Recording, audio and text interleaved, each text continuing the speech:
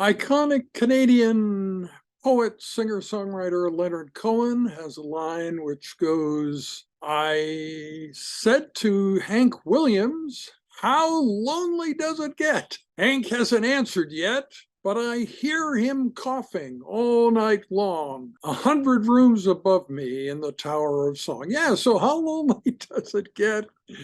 The idea of being the only person pushing AI utopia, AGI utopia, the Star Trek future, it turns out that I'm not really the only person pushing that. People running large entities, for instance, Sam Altman, he also talks about AGI utopia, but in a more balanced way. Also talks about how bad things could get. But a lot has changed in the last day. Yesterday, April 17th, 2023, Sam Altman stated that we have reached the end of the age of giant AI models.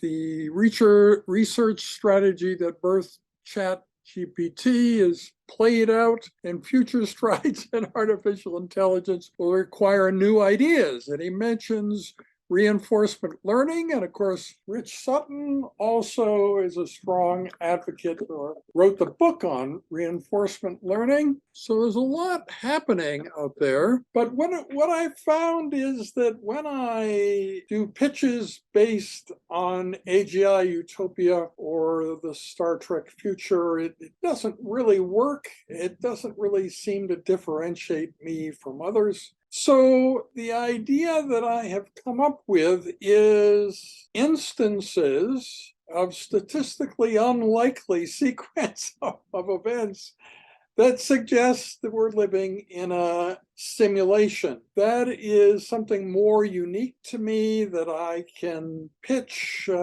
pretty effectively and would have huge consequences. And with the advances in AI, we are living in a simulation. We'll be able to characterize that and see who or what is behind it. Yeah, it'll be really exciting. And it's an area with very many fewer players. Nick Bostrom proposed that we were living in a simulation in 2001. And Robin Hanson that same year wrote an article about how to live in a simulation. And Elon Musk has also supported this idea, as have many other prominent people. Yeah, and so that's what I'm currently pushing. If you think then about the 5 instances, I'll just tell you about one of them. The call that I got recruiting me here to the University of Alberta as chairman of pathology came on an unusual day, unusual way. If you think about US Thanksgiving in November 1986, I happened to go to my office for just the rather trivial reason I needed to get something there.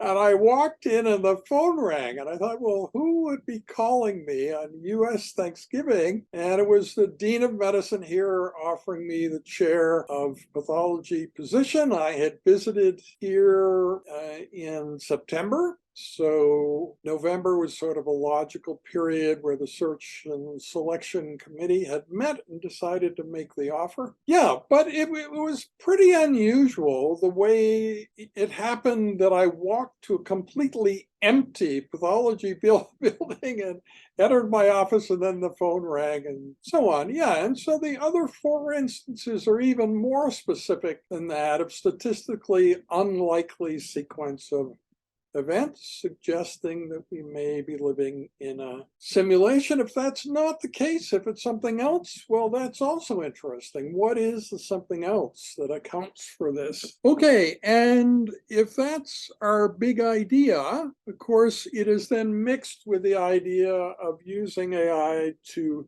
address these 24 challenges of the human race. And the funding we're seeking, 2.5 million over 5 years, would support the people working full time on this. And who those people would be, will be up to you.